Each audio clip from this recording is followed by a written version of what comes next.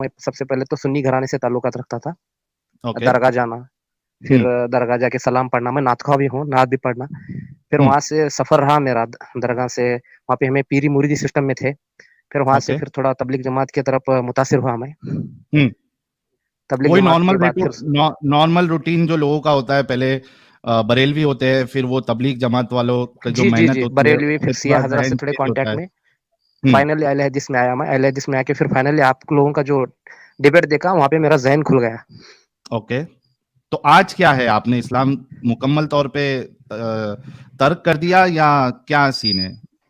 नहीं, नहीं, छोड़ दिया, मुकम्मल तौर पे ही छोड़ दिया और इवन मैं आपकी वीडियोज़ अरे देखता रहता। वाह, वाह, वाह, वाह, वाह!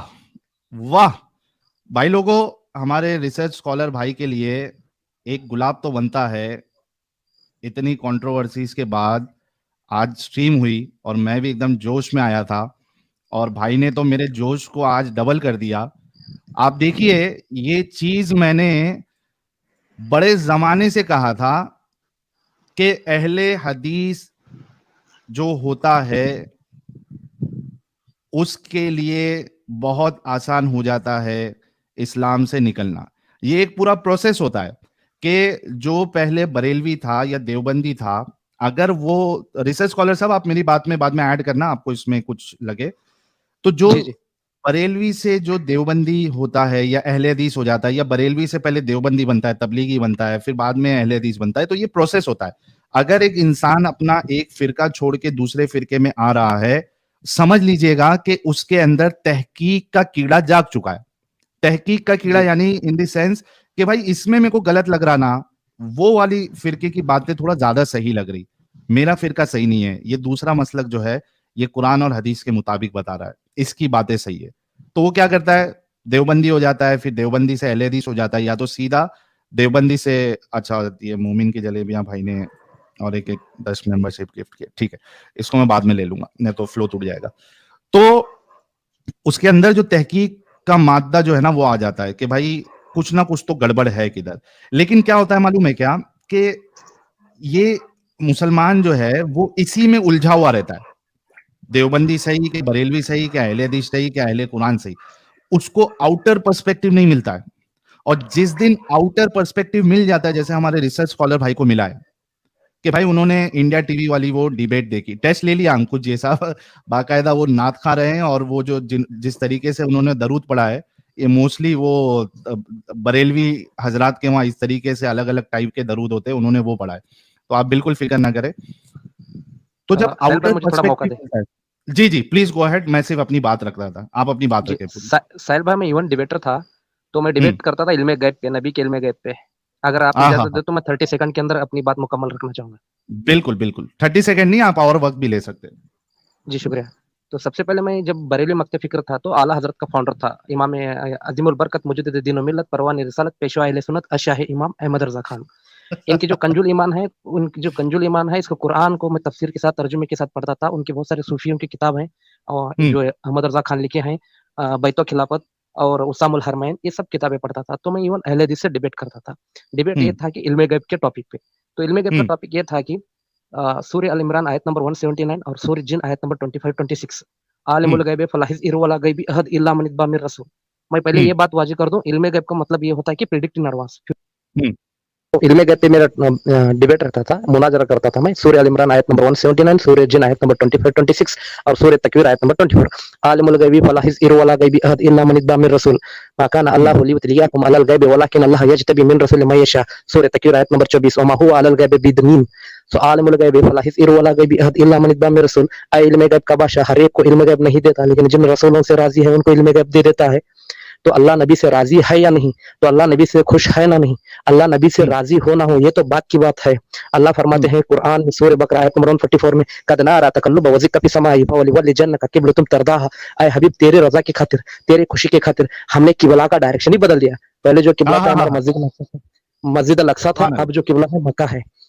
तो सुभान अल्लाह ताला अल्लाह, सूरह क्या बात। सूरह निसा आयत नंबर 113 में फरमाता है, अल्लाह का मालम तकुन तालन वकाना फज़लुल्लाहि अलैका अज़ीमा। ऐ हबीब जो कुछ भी आप नहीं जानते थे हमने सब कुछ सिखा दिया। कैसा सिखा दिया? सूरह रूम को पढ़ लो आप तर्जुमे के साथ। 7 जी समंदर जी। की शाही बना लो, मस्जिद 7 हाँ, समंदर जोड़ लो और जितने पेड़ हैं तोड़ के कलम बना लो। लिखते जाओ, ये पेड़ भी खत्म हो जाएंगे और ये शाही भी खत्म हो जाएगी। इससे अल्लाह बढ़कर की हमने तारीफ हमारे पसंद है। जी, जी, इससे बढ़कर हमने अपने हबीब को कुरान सिखाया, इल्म दिया। अर्रहमान अल्लमल कुरान, सूरह रहमान की आयत नंबर 1। फिर सूरह अला आयत नंबर 7 में अल्लाह ताला फरमाते हैं कि सनुकरिउ कबलतन सा इन्ना माशा इन्नहु यअलमुल जरा में कफा। ऐ हबीब, हम आपको इस तरह कुरान सिखाएंगे, इस तरह इल्म देंगे, आप कभी नहीं बोलेंगे। फिर इसकी पूरा तर्जुमा जो है, इसका जो पूरा निचोड़ है, अहमद रजा खान करते हैं कि माकान, ये अहमद रजा कहते हैं कि जो कुछ हो चुका और जो कुछ होने है, तमाम उलूम का इल्म अल्लाह ने नबी को दिया। इस तरह हम डिबेट करते थे जी, जी, अहले बहुत ज़बरदस्त। अहले हदीस से। अहले हदीस से तो मैं हर हुँ, चीज पे डिबेट करता हूँ, हाजिर और नाजिर पे, इल्म गैब हुँ, पे, फिर खबरों से फैज हासिल करने पे, और दरगाह को जाना, शिर्क बिदअत के टॉपिक पे। आप चाहे तो मैं 1 घंटा 2 घंटे इवन कुरान के सब आयत के साथ कोट करके आपको मतलब मैं बता सकता। मैं ये बताना चाह रहा हूँ कि मैं पे कितना एक्सपर्ट हूँ, ये नहीं बताना चाह रहा मैं। आपने जो मेरा ज़हन खोला ना, आपने हाँ, जो हाँ, मेरा हाँ। ज़हन खोला ना, इंसानियत की तरफ लाए आप मुझे। मुझे ये बहुत अच्छी लगी बात। पहले जो नहीं तो माइंड था मैं देखो। रिसर्च स्कॉलर साहब, मैं चाहता हूँ कि थोड़ा-सा हम पूरा आपको मैं चाहता हूँ कि भले से अभी आधा पौना घंटा लगे, कोई मुश्किल नहीं है।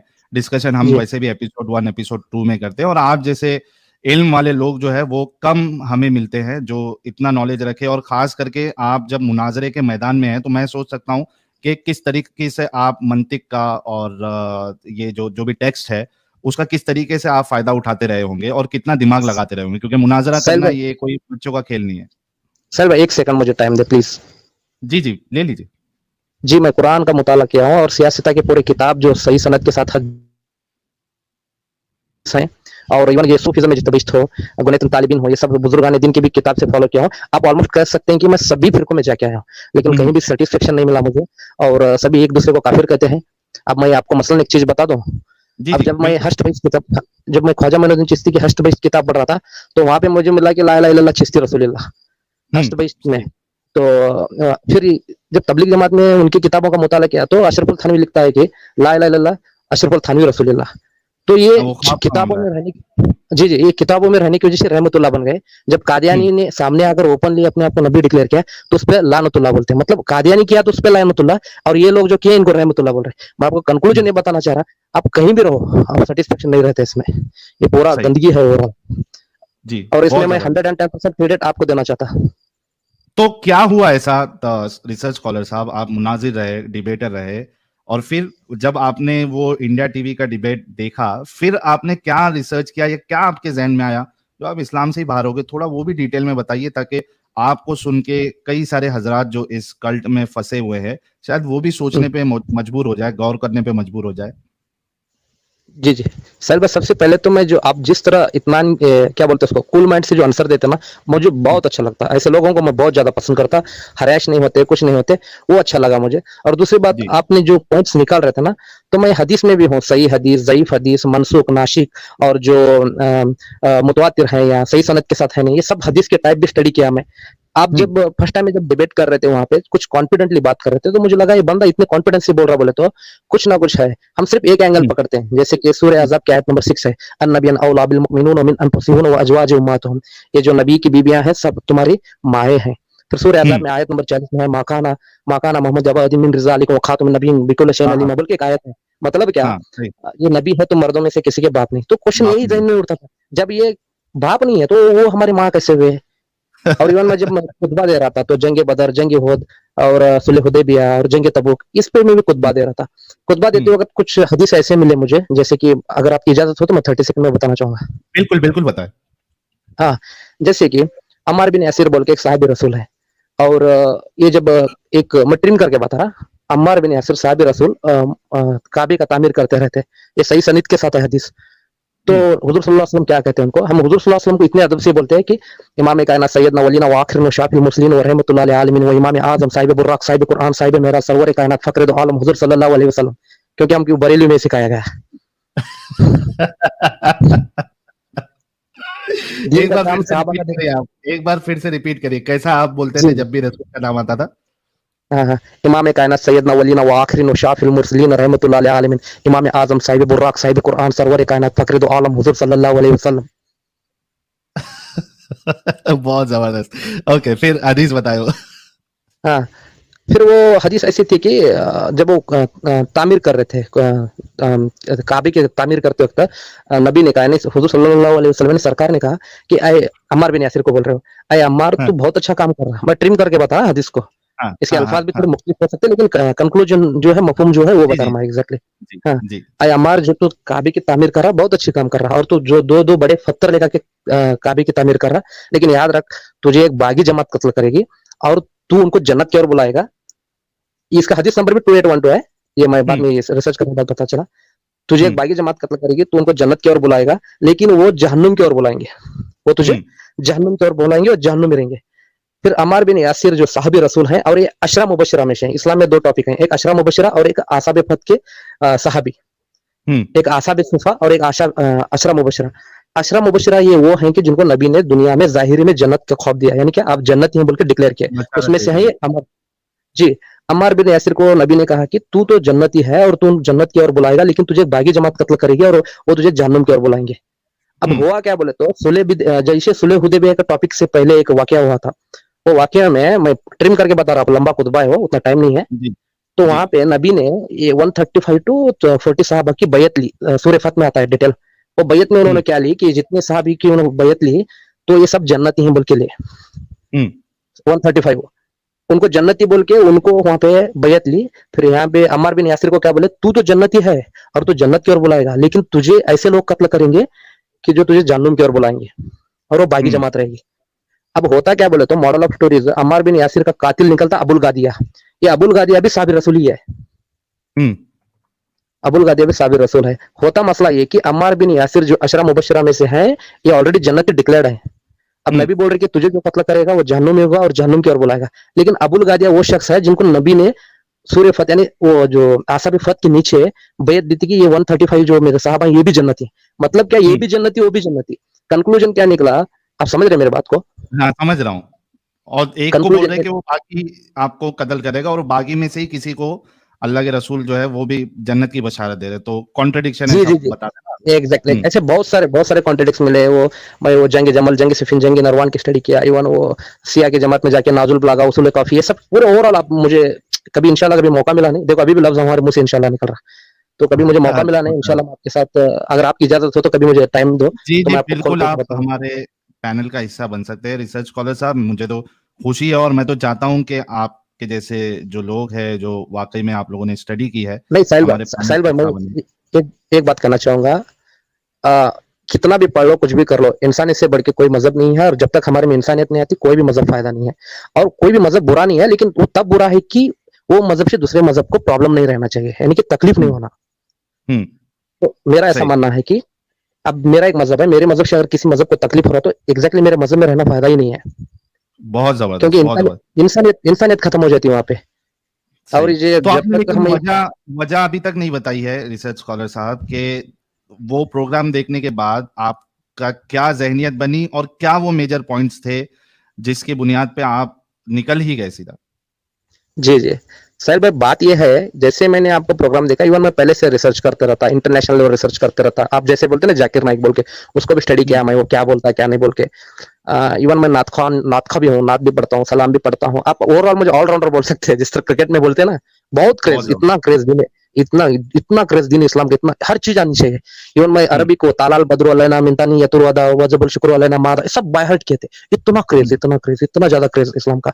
लेकिन हुँ, जैसे ही आप लोग स्टेज पे जाके ये सब करने लगे, तो थोड़ा जहन खुल गया मुझे कि ये हुँ, बंदे कहाँ से ला रहे हैं, इनका सोर्स क्या है, मतलब ये जो हदीस से पेश कर रहे हैं एग्जैक्टली सही सनद के साथ है हदीस भी, तो ये हुँ, क्या है बोल के वहां पे मैं रिसर्च करते रहा। हुँ, रिसर्च करने के बाद मुझे ऐसे ऐसे ऐसे चीजें मिलते गई, बहुत सारी चीजें, जैसे कि इस्लामी जो लॉन्डी सिस्टम है, मारिया की हुँ, इब्तिदा के बारे में। तो हुँ, फिर बाद में गुलाम गुलाम लॉन्डिंग के बारे में, और बेवजह कत्लो गारत भी है जंग बदर, हुँ, और एक नबी होकर भी जंग करना ये मुनासिब नहीं है, नहीं। हुँ, क्योंकि हुँ, लक़द काना लकुम फी रसूलिल्लाहि उस्वतुन हसना, सूरह अहज़ाब की आयत नंबर 21 है कि ये जो बहुत नबी है ज़बरदस्त। तुम में से बेहतर है, यानी क्या, इनकी जिंदगी इब्तिदा करो, इनकी जिंदगी तुम्हारे लिए बेहतर नमूना है, इनकी इब्तिदा करो बोल के। तो ये हुँ, हर चीज मैं इब्तिदा करने के लिए सोचा, तो अगर मैं इनकी इब्तिदा करूं तो एग्जैक्टली मुझे भी लौंडी रखनी पड़ेगी। मुझे भी वो फज़कर ईमान मुज़क्किर लस्त अलैहि भी, ऐसे कुछ आयतें हैं बहुत सारे कुरान में। तो ये मैं हुँ, देखने लगा कि ये इंसानियत में फिट ही हो रहा नहीं कहीं भी। हुँ, अब मैं सही बहुत एक हिंदू भाई है हमारा, उससे मैं हुँ, कितनी अच्छी बात कर रहा हूँ, लेकिन मेरा दीन मुझे इजाजत नहीं दे रहा कि उसके साथ मैं पूरी तरह 100% कंफर्ट हूँ। हुँ, अब कुछ मुस्लिम लड़के हैं, वो धोखा देते, सब कुछ करते, सिर्फ कलमे की बुनियाद पर वो जन्नती डिक्लेयर होते। कुछ हिंदू हाँ, भाई हैं, वो इतना अच्छा काम करते, पूरी लाइफ अच्छा काम करते, लेकिन उनको कलमा नसीब नहीं होता, वो जहन्नुम में जाते हैं। इस्लाम का ओपनली कंसेप्ट है, इसमें कोई डाउट नहीं है। तो ये ऐसी बिल्कुल। चीज इलॉजिकल लगने लगी मुझे पूरी तरह। फिर मैं इस चीज को खोलते रहा, खोलने के बाद फिर पता चला कि इंसानियत नहीं है इसमें, बहुत सारी चीजें। और वो ज़ैनब की जो शादी है, ज़ैद बिन हारिसा जो साहब रसूल है ना, उनके गुलाम, उसके बारे में जी। स्टडी किया। हमें जो पढ़ाया गया, हमें जो दिखाया गया, वो एंगल ही अलग है। हुँ, क्योंकि हमें हमें जो डिफेंस मोड पे सिखाया गया पूरा टॉप टू बॉटम हुँ, डिफेंस मोड, हम ही सच्चे, राइट। हम ही सही, हमारा जो नबी, हम बहुत लकी हैं क्योंकि एज अ मुस्लिम पैदा हुए बोल के। लेकिन बाद में हुँ। पता चला हम सबसे अनलकी हैं बोल के, क्योंकि हम इंडिया में है इसलिए सेफ है, इंडिया में है इसलिए सेफ है, क्योंकि ड्यू टू हाँ, अवर हिंदू ब्रदर्स। ये हिंदू हुँ। कम्युनिटी ऐसी है, ये हिंदुइज्म ऐसा है कि ये सबको लेके चलते, और ये कभी अपने मजहब में कोई आए ना आए किसी को फोर्स नहीं करते। तो ये एक पापी चीज़ हमें तो रहने। सबसे बेहतरीन है। जी, जी। जैसे कि मैं बताऊँ, सबसे पहले इंडिया में जो ये मुस्लिम है, पाकिस्तान में हुँ, मेजॉरिटी बढ़ गई, पाकिस्तान अलग करके ले, अफ़गानिस्तान में मेजॉरिटी बढ़ गई, अफ़गानिस्तान अलग करके ले गए। फिर बाद हुँ, में बांग्लादेश में मेजॉरिटी इनकी बढ़ गई, बांग्लादेश अलग कर ले गए। अब कश्मीर में इनकी मेजॉरिटी बढ़ गई, कश्मीर को अलग कर ले। केरला में इनकी परसेंटेज बढ़ रही है, तो वो उसका एक अलग ही रहता है, इंडिया का एक अलग ही रहता है रिज़ल्ट। हुँ, तो मैं ओवरऑल ये कहना चाह रहा था, it is one kind of cancer. जो बाल हुँ, ठाकरे साहब महाराष्ट्र में कहते थे ना, ये कैंसर है बोल के, ये पार्ट हुँ, वो निगलते आ रहा है। क्यों कर रहे हैं हमारे लोग इतना यहाँ पे इंडिया में, इतना खाते-पीते, इतना यहाँ पे मतलब ओपनली रहते। ये हमारा देश है, रहने के हुँ। बावजूद भी अपना क्यों नहीं मान सकते हमें इससे? ये चीज़ भी मुझे बहुत सारी खटकने लगी। तो मैं और ओवरऑल अरबों आपको को क्यों कंक्लूजन। कॉपी करना है? हमारी खुद का कल्चर है, हमारी खुद की संस्कृति है भारत की, तो जी, अरबों जी, को जी, क्यों जी। करना है? जो बाहर से एग्ज़ैक्ट आके मुगलों ने, बाकी लोगों ने यहाँ पे लूट-पाट मचाई, उनको हमें क्यों जी, जी। फॉलो करना है? हम अपना खुद पे गर्व या प्राउड क्यों नहीं फील कर सकते? एग्ज़ैक्टली। मैं यही सोचा कि अगर अरब में जाके कोई हनुमान चालीसा पढ़ेगा तो लोग वहाँ पढ़ने देंगे हमको? हुँ, नहीं देते। तो मैं ये बताना चाह रहा था, सेक्युलरिज़्म नहीं है इस्लाम में, ये ओपन है, इसमें कोई डाउट नहीं है। और ये पहले देखो, मैं ऐसा बंदा कि मैं पहले से कूल माइंड और सेक्युलरिज़्म में बिलीव करता था। लेकिन ये चीज़ें जब वो हाइलाइट होने लगे, हमें जो डिफेंस मोड है, मतलब यही पढ़ाया गया, यही दिखाया गया। जैसे कि बुजुर्गान दीन अला इन्ना औलिया अल्लाह ला खौफुन अलैहिम वला हुम यहज़नून, खबरदार मेरे वलियों को ना किसी बात का डर है ना खौफ है। हम सूफीज़्म में जाने लगे। सूफीज़्म में हुँ, जाने के बाद मुर्शिद जो बोलता है इंसानियत की बात करता, मन अरफ़ा नफ्सहु फ़क़द अरफ़ा रब्बहु, जिसने अपने नफ्स को कंट्रोल किया उसने रब को पाया। सिर्फ इंसानियत की बातें करने लगे। तो हमें जो हुँ, है, आप एक टाइप से बोल सकते हैं, मक्की इस्लाम बताया गया है, मक्की। आप बोलते हुँ, हैं ना मक्की इस्लाम, मदनी इस्लाम बोल के। मुझे पता है, बाद में पता चला ये मक्की इस्लाम, मदनी इस्लाम क्या है? बाद में पता चला कुछ मक्की आयतें हैं, कुछ मदनी आयतें। मक्की आयतें जो है वो डिफेंस है। मदनी आयतें हैं जो तलवार तलवार अब क्या बोलते हैं उसको, पूरा ओवरऑल हुँ, फोर्स है। हुँ। ऐसी चीज़ें बहुत सारे निकल के आए। तो बहुत दिन से मैं आपके स्ट्रीम में आ रहा था, लेकिन मुझे मौका नहीं मिल रहा था। और मेरी फैमिली भी जी, जी। साथ में है नहीं, उन्होंने थोड़ा रात में कॉल किया तो कंजेक्टर करते हो, किसको कॉल कर रहे हैं, क्या बात कर रहे हैं बोल के। अच्छा। हाँ, डरते हो लोग, सही। इतनी इसलिए नहीं है। तो इस हिसाब से मैं आता था, फिर जाता था, आता था, फिर जाता था। तो मैं वो बता जी, रहा जी। था, आप मुझे किसी भी टॉपिक पे छेड़ दो, मैं इंशाल्लाह उस पे ये करता। तो मैं यहाँ पे बता नहीं चाह रहा था, मैं तालिब इल्म ही हूँ। लेकिन जी। ओवरऑल जो आपने जो मोमेंट स्टार्ट किया ना, 100% सर, 100% विदाउट डाउट। मैं चाहे तो आपको ऑन द स्पॉट दोनों खुतबे सुना सकता मेंबर पर के, जुमा के। तो आपको कंफर्म हो जाएगा मैं इमामत भी करता हूँ बोल के, करता था बोल सकते हैं आप मुझे। तो जी, जी। आपसे, इवन आपसे मैं बहुत मुतासिर हुआ और बहुत कुछ सीखने मिला। और मेरे से भी बहुत बहुत सारे लड़कों को, 15-20 लड़कों को मैं बताया हूँ, नहीं भैया ऐसा नहीं, ये भी एक एंगल है बोल के। वो भी स्टडी कर रहे हैं, हुँ, वो भी पूछ रहे हैं, हाँ यकीनन ये भी पार्ट है ना, हमको क्यों नहीं हुँ। बताया गया बोल के। सबका ज़हन खुलते जा रहा है। तो क्या ओवरऑल मैं बात है, ये क्या बात बताना है। लेकिन रिसर्च स्कॉलर साहब, मैं सिर्फ़ आपसे यही रिक्वेस्ट करूँगा कि क्या होता है ना कि कई बार जब हमें पता चलता है ना, और जो आपके अंदर कैफ़ियत अभी है, वही कैफ़ियत हमारी भी थी, और कुछ जी, गलतियाँ मैंने कर दिया था इसी कैफ़ियत की वजह से, वरना मेरी आइडेंटिटी लीक नहीं होती थी। तो जी, क्या होता है कि एक जज़्बात इंसान के अंदर आता है जब उसको पता चलता है कि, और ख़ास करके उन लोगों के अंदर जो बहुत ज़्यादा इसमें इन्वॉल्व थे। तो अब उनको ऐसा जी, एहसास होता है, यार मैं निकला ना, तो अभी बाकी लोगों को भी बताना है। लेकिन अब मसला ये है कि हमारी जो कौम है, उनके अंदर एक्सेप्टेबिलिटी नहीं है कि भाई जी, चलो जी, छोड़ एग्ज़ैक्टली। दिया ना, छोड़ दिया ना, ठीक है बोल रहा तो बोलने दो, तो हम हमारे आलिम साहब इनको, ऐसा नहीं। उसका सोशल बॉयकॉट शुरू हो जाएगा, उसका फाइनेंशियली बॉयकॉट शुरू हो जाएगा, बल्कि यहाँ तक कि उसकी लाइफ पे भी रिस्क आ जाता है कि कोई आके सरफिरा कहीं कुछ नुकसान ना कर दे। तो मैं आपसे इतना ही रिक्वेस्ट करूँगा, आपको बहुत अच्छा आपने तहकीक की है और उसके बाद आप बाहर निकले। मैं आपसे साहिल रिक्वेस्ट भाई करूँगा मुझे। कि जो भी काम ले, जोश में लेने के बजाय होश में ले, सिक्योरिटी का अपने काफ़ी ध्यान रखें। ऐसे लोगों से ना बताएँ कि कल की तारीख में आपकी जान के दुश्मन बन जाए। जी। जी, जी। साहिल भाई मुझे और 30 सेकंड दे तो बहुत एहसान होगा मेरे पे। जी, जी, प्लीज़, प्लीज़। साहिल भाई, मैं और एक बात, बहुत दिन से मौका मिला इसलिए मैं एक्साइटेड होके आपकी बात आपसे बात कर रहा। आप उसका मतलब गलत मत समझो कि अब आप बार-बार टाइम नहीं, माँग रहा बोल के। नहीं, आप रखिए, मैंने टाइम दिया ना, मैंने कहा आपको आधा घंटा भी आप बात कर सकते नहीं मैं सोच रहा था कि मैं आपको शायद डिस्टर्ब कर रहा हूँ, ज्यादा टाइम लेके डिस्टर्ब कर रहा हूँ, ऐसा फील हो रहा है मुझे। नहीं ऐसा कुछ हैं। नहीं है ना। नहीं भाई, नहीं, आप बिंदास बात रखिए अपनी। जी जी। साहिल भाई, ये जो नबी का हाजिर नाजिर हो, और दूसरी बात मैं थोड़ा बेसिक जाके फिर डायरेक्ट पॉइंट को आगे छोड़ता। नबी के जो हम्म, वालिदैन, जो वालिद है ना, उनके माँ और बाप, सब लोग बोलते हैं कि वो जहन्नुम में है बोल के। हम्म, हम इस पे भी डिबेट किए थे। मैं अगर सही। आपकी इजाजत हो तो थोड़ा शेयर करना चाहता। जी, बताइए ना, बिल्कुल बताइए। जी जी जी। अ, हाँ, जैसे कि एक जनाजे की नमाज में, उस जनाजे की जो दुआ रहती है ना, अल्लाहुम्मा मगफिर लिना मय्यतना शहीदना गैबना सगीरना, है ना, अल्लाहुम्मा हाँ, मगफिर लिना मय्यतना शहीदना गैबना सगीरना कबीरना ज़करीना उनसना अल्लाहुम्मा मन मिन्ना फवल इस्लाम मन तो फौत मिन्ना फतुप अल ईमान बोल के। मतलब क्या, हम्म, एक जनाजे की नमाज में मगफिरत की दुआ है हम्म, बालिग की, और नाबालिग की जो है अल्लाह मजलहु लना फरतु अल्लाहु नाजरुन जो शाफी मुसफ़ा, यानी कि एक नाबालिग बच्चा का इंतकाल हुआ तो उसके लिए शफात है, मतलब वो बच्चा हम्म, आगे जाकर हमारे लिए शफात करेगा। और एक हम्म, बालिग जो है औरत या मर्द, उसके लिए मगफिरत की दुआ है, यानी कि वो गुनेगार हम्म, है। तो हम इस तरह डिफेंड करते थे कि जो नबी अपनी माँ के लिए दुआ नहीं किए, इसलिए नहीं, क्योंकि वो ऑलरेडी बख्शे गए थे। मेरी बात पूरी हम्म, मुकम्मल होना चाहिए, हाँ। वो जी, इसलिए नहीं हाँ, कि क्योंकि वो बख्शे हुए थे। अगर वो बख्शे नहीं होते तो उनके जनाजे में ये दुआ होती। ठीक हम्म, है, इसलिए बच्चे को मगफिरत की दुआ इसलिए नहीं पड़ती क्योंकि वो बख्शा हुआ है। हम्म, इसलिए उसमें मगफिरत की दुआ नहीं है, शफात की दुआ है। अल्लाह, ये है उनकी, अल्लाह जल हुलना फरतु अल्लाह अजर जो शाफी मुशफ़ा बोल के। हम्म, तो हम ये डिक्लेयर करते थे इससे कि जैसे कि या अल्लाह ईसा अलैहिस्सलाम को माफ कर दे, या अल्लाह मूसा अलैहिस्सलाम की गलती को उनको माफ कर दे, ऐसे कभी नहीं होता क्योंकि वो नबी हैं, बख्शे हुए हैं। हम्म, ठीक है। तो जो नबी के वालिदैन हैं, वो जो वालिदैन हैं वो बख्शे हुए हैं ऑलरेडी। तो इसका और हम्म, एक एग्जांपल ये मैं आपको बताना चाह रहा था कि कैसे बख्शे हुए हैं। नबी जो अपनी माँ के लिए कब्र पे दुआ नहीं की, तो इसका मतलब ये है कि वो ऑलरेडी बख्शे हुए हैं, वो मासूम है। लेकिन सुनने अबू दाऊद की एक हदीस है, क्या हदीस है कि नबी को हाँ, कोई एक शख्स आके पूछा कि अल्लाह के नबी, मेरे माँ बाप कहाँ पे है, वो सही सनद के साथ है। तो बोले कि हम्म, तुम्हारे जो माँ बाप हैं वो जहन्नुम में है। तो वो रोने लगा। फिर नबी भी रोने लगे। क्यों? वो शख्स ने पूछा, नबी आप क्यों रो रहे? तो नबी ने बोला कि मेरे भी बाप जहन्नुम में है। ये सही सनद के साथ है हदीस। लेकिन जब बिल्कुल। जैसे ही हम कुरान का शान नुज़ूल और शौक सबद देखते हैं, उसी तरह हदीस का शरा और मुहद्दिसीन का अक़वाल देखना चाहिए। वहां पे हम्म, बाप जो है, अरब में चाचा को भी बोला जाता। जो हम्म, नबी ने बोला कि मेरे भी बाप वहां पे है, मतलब वहां से बाप से जो लिंक है वो अबू अबू तालिब है, ना कि अब्दुल्ला। हम्म, हम्म, मतलब मैं कंक्लूजन आपको ये बताना चाह रहा, इस तरह डिबेट करते थे हम। जलेबी, हाँ, जलेबी आप बोल सकते हो, और जलेबी बोल सकते हैं। हाँ, और वशीले के पे, वशीला लेना क्या नहीं, वसीला कैसे हम्म, करना, तवस्सुल क्या है। या लज़ीना आमनू कुल्ला वक्त को इलल वसीला, ए ईमान वालों, अल्लाह से डरो, अल्लाह के राह में वसीला इख्तियार करो। सूरह माइदा आयत नंबर 35। हम्म, कुरान में 5 वसीले आए हैं। नमाज, इस्ताइनु बिस्सब्रि वस्सलात, सब्र और नमाज से वसीला चाहो। फिर बाद में दूसरों के नेक अमालों का वसीला, खुद के अमालों का वसीला, जैसे कि ओवैसी करने के पास उमर फारूक आके वसीला लिए।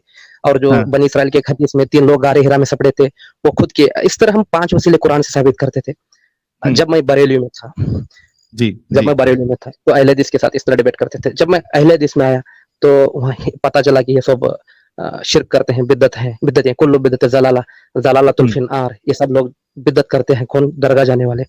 तो हाँ, तमाम बिदअतें गुमराह हैं और तमाम बिदअतें जहन्नुम ले जाएंगे। फिर इय्याका हम्म, नअब्दु व इय्याका नस्तईन, सूरह फातिहा आयत नंबर 4। ऐ अल्लाह, हम सिर्फ तेरी ही इबादत करते हैं, तुझसे ही मांगते हैं।